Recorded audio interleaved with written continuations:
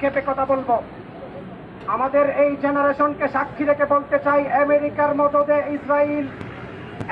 মদদে ইসরায়েল গাজাবাসীকে ধ্বংস করেছেন, ঠিক কিনা বলেন? এই আমেরিকা নিজেকে সবচাইতে বড় মানবাধিকার সংস্থা হিসাবে দাবি করে।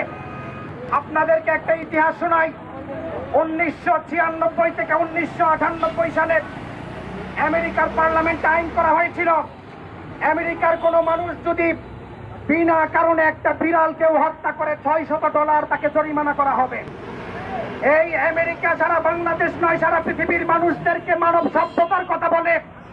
আপনি জানলে অবাক হবেন, 1996 সালে এই আইন করার পরে একটা পশুকে যদি কেউ মারে $600 জরিমানা করা হবে। এই আমেরিকা বাগদাদের মধ্যে লক্ষ লক্ষ মুসলমানদেরকে হত্যা করেছেন, কোনো বিচার হয় নাই। এই আমেরিকা নিজেকে মানবাধিকারের সর্বোত্তম জায়গা মনে করে। এই আমেরিকার আইনের পরে আমেরিকার আগ্রাসনের মাধ্যমে গাজাবাসীকে ধ্বংস করেছেন, কোনো আওয়াজ হয় নাই। এই জেনারেশনকে জানিয়ে রাখতে চাই, আমেরিকা হচ্ছে এই জমানার সবচাইতে বড় কায্যাব এবং দাজ্জাল। ইসরায়েলের কোন পণ্য আমাদের বাংলাদেশে আর ঢুকতে দেওয়া হবে না। ইসরায়েলের পণ্য ঘরে থাকলে ফেলে দিব, কে দুই হাত তুলে আল্লাহকে দেখা দেন।